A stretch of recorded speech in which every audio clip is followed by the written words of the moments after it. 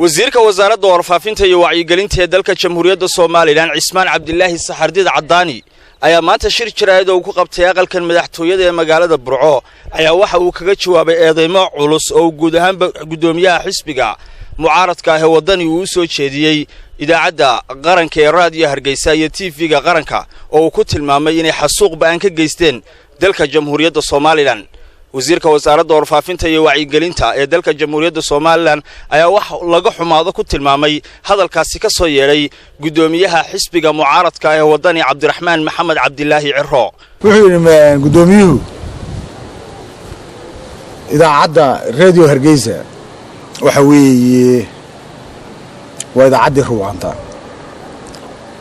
TV-ga qarankuna ma dhaamo waa meel dacaayad iyo been iyo laga abuuro garan ma inuu fahansan yahay idaacadda ruwaanda waxay macnaheedu yahay idaacadda ruwaanda waxa weeye waa meel idaacad xasuuq loogu talagalay weeye oo xasuuq daldan burburisay oo xasuuqday oo maxaan ku dhahay dad milyan ku dhowey ay maxaan ku dhahay ay ku dhinteen wuxuu dalkii ku eedeeyay iyo raadiyo Hargeysa iyo dadkii inuu meel xasuuq ka socdo maxaan ku dhahay uu yahay hadaanu fahansaneyn oo iska hadalka iska ororanayo gudoomiyuhu waxaan leenahay shaqaalaha inta leegay aad meel kaga dhacday muwaadiniinta Jamhuuriyadda Soomaaliland waxay ka mudan yihiin baan leeyahay inaad siiso raali gelin iyo apology geesta kale waxa uu ka hadlay isla xasuuqaasi waxa uu tilmaamay wasiir Cadaani inaan qarankan aanu ogeyn qof u dhintay codka raadiyo Hargeysa iyo codka wasiir Cadaani midnaba codkaaga iyo codka shaqaalaha wasaaradda warfaafinta cid u dhimatay ma ogtay arinta xasuuq markan ka hadlo maya waxa weeye arinta meesha ma taalo maaha waa la yaabanahay waa yani waa maxaa keeni kara raadiyo Rwanda daldan baa lagu rogay oo lagu biyay oo milyan dollar maxaa ku milyan qof ay ku dhinteen ninka la gudoomiyaha maanta la raadiyo Hargeysa raadiyo Rwanda waan habeen jirin ama ragga wadaniga la raadiyo Hargeysa raadiyo Rwanda waan ragaan habeen jirin waa ragay foolxumo ay waxay hayaan ay noqotay inay maxaan ku dhahdaa hayaan ma labo la isbarbar dhigaaba ma labo la isu keenaaba ma labo maskaxdooda soo gali karaaba qofka Jamhuuriyadda Soomaaliland war dalka naga caayina dalkan waa dal nabada waa dal umadiisu ay dhisanayso waa dal maxaan ku dhahdaa dadkiisu ay ku kalsoon yihiin ha caayina umada ha caayina dalkana ha caayina hadaad kursiga doonaysaan ilmaad reeyal si hufan u tartama ayaanu leenahay marka dalkan inuu ceebta ka daayo dambiyada caynkaas waa kuwa xasuuq adduunyadu way maqlaysaa waxaan leenahay adduunyada waxa la wax ka jira ma jiraan waxaanu kaloo leenahay wax u dhow iyo wax kale oo ka jira raadiyoga iyo TV-ga aan ahayn kii loogu talagalay dalka dhismihiisa iyo wacyigelintiisa aan ahayn ma jirin wasiirka wasaaradda warfaafinta iyo wacyigelinta ee Soomaaliland geesta kale waxa uu ku eedeeyay gudoomiye Ciro in uu jabiyay heshiiskii ama base dhexdhexaadintii waanta ahayd ee madax dhaqameedka qaranku ay ku xaliyeen in la joojiyo dacaayaadka qarankan waxyeelaya isla maalin kadib ayuu gudoomiye Ciro qaanuunkaasi ka talaabsaday sida uu hadalka u dhigay wasiirka wasaaradda warfaafinta salaadin 10 ilaa 11 suldaan oo qaranka Jamhuuriyadda Soomaaliland ay leeyihiin ayaa meeshaas ka hadlay waxay ku hadleen oo la isugu keenay axsaabta dalka ka jirta sidii loo joojin lahaa dacaayadaha iyo afxumada iyo maxaan ku dhahdaa tartan hufan oo kii qaranka loogu talagalay loo wada gali lahaa maalinimo kama soo wareegin markuu maxaan ku dhahdaa gudoomiyaha xisbigu uu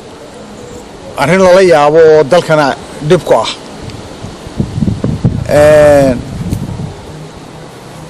dad iyo dalhaanba mid ku ah uu maxaan ku dhahdaa meesha fagaaraha uu kaga dhawaaqay Rashiid Xasan Mataan oo ah xisbiga wadani oo ah xogayaha warfaafinta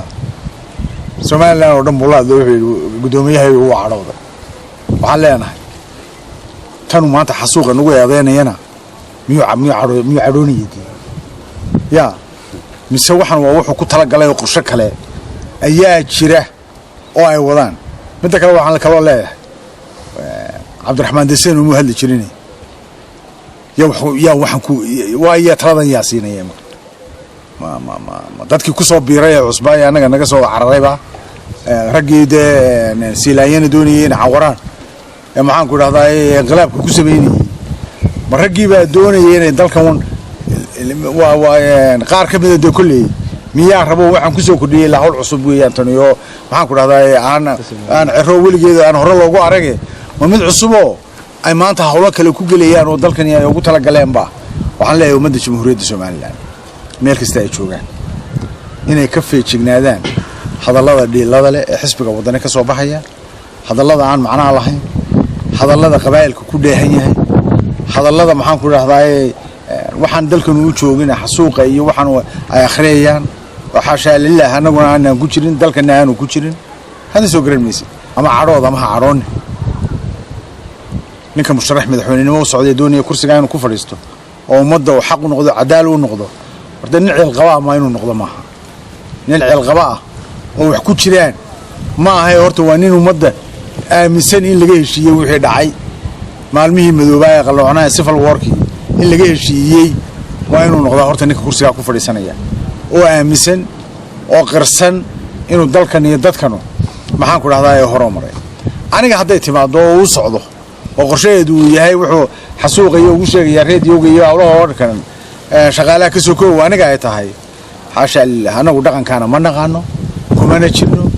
waxaanu nahay dad fikir leh dad mabda leh mabda ayagana sina maxaan ku dhahdaa aan uga leexnay mabda aan leeyahay waa mid cad waa mid ummadda jamhuuriyadda Soomaaliland oo dhamay ay ogtahay anu xisbi baan ka mid ahay madaxweyne ayaa magacaabo wasiir iga dhigay aan aad ugu mahadnaqayo waxaan leeyahay hadallada dhilada leh caankaas aan wasaaradda anagu odayga ka ahay maanta lagu tilmaamayo oo wadana ay ku tilmaamayaan waxaan leenahay waa midaan waxba ka jirin wasiirka wasaaradda warfaafinta iyo wacyigelinta ee Soomaaliland Cismaan Cabdilaahi Saxardiid Cadaani waxa uu geesta kale ka hadlay hadallo isla gudoomiyaha Ciro ka soo yeeray dhawaan kuwaasi oo uu ku eedeynayay gudoomiyaha xisbiga talada dalka haya ee kulmiye mudane Muuse Biixi Cabdi takala la yaabkii waxa weeye qof kasta jamhuuriyadda Soomaaliland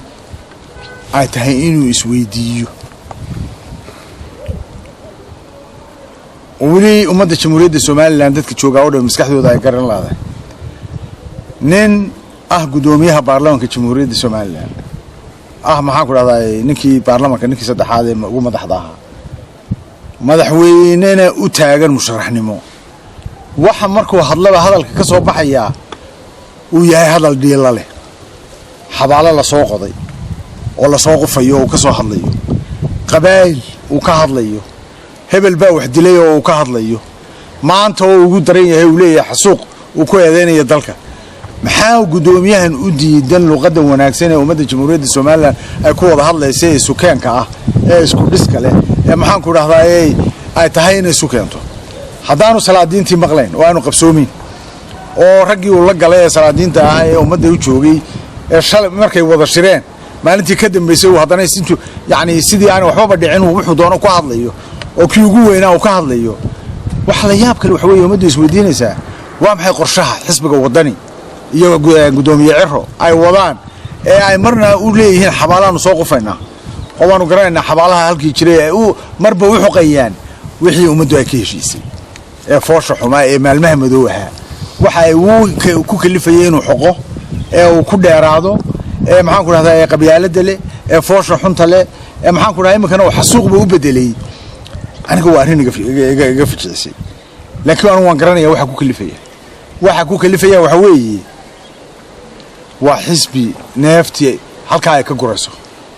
oo aan waxba ku harsaneen waxa la wax ku harsani aanay jirin oo maxaan ku idhaahdaa inta ay ka soo hadhayo ay tahay wax dhiila leh inay sheegaan iyo cay haddii la yidhaahdo maxaan ku idhahdaa war soo cadeeyay ra'iisul wasaaraha aad la shirteen waxa weeye xabaala la soo faqaya haddaad tidhaahdo waan farmaajaad la shirteenoo isagii hadlayo tifiyada lasoo dhigo xasuuq bay maxaan ku dhahdaa ay ku jawaabayaan war waxaanu warcad ummadda u caddeeya wixii aad qabateen u weeyey su-aasha meesha taalla haddaad federaalka doonaysaan ummadda u caddeeya dee ummaddu dooran maysa ummaddan way goosatay oo go-aan bay ka gaadhay oo ilaa ka weyn ilaa ku yar meel bay gaadhay haddaad federaal doonaysaan waxba ha dhuundhuumanina adduunku maaha adduunkii la dhuundhuuman jiray jaraadku iyagaa ku kashifaya iyagaa maxaan ku dhahdaa reporters ku kashifaya iyagaa star maxaan ku dhahdaa jareedada star iyadaa soo qortay adduunka u faahisay waxba ha ku meeraysanina farmaajana dee isagoo hadlaya somaliland oo dhan waa aragtay iyaduna ma beenba waxa weeye imsaad odhan doontaa been baa la sheegaya imsaad odhan doontaa waa footooyin baa la isa saaraya imsaad odhan doontaa waxaan jirin oo sal iyo raad lahayn yacni waxa xaqa ah horena waanu idhi markaan waan leeyahay raganimadu waxay ku jirtaa iyo ninka kursigan doonaya inuu ummadda wax cad oo xaqiiqa uu saaro ma aha markii ugu horeysay ee wasiirka wasaaradda warfaafinta iyo wacyigelinta ee Soomaaliland uu guud ahaanba difaaco siyaasadda guud ee qarankan waxaana uu guud ahaanba tilmaamay in raadiyo Hargeysa iyo TV-ga qaranku ay u taagan yihiin mabaadiida dhismaha guud ee qaranka isla markaana in ay dalka wax taraan mooyaane aanay cidnaba hagardaamooyin u geysan karin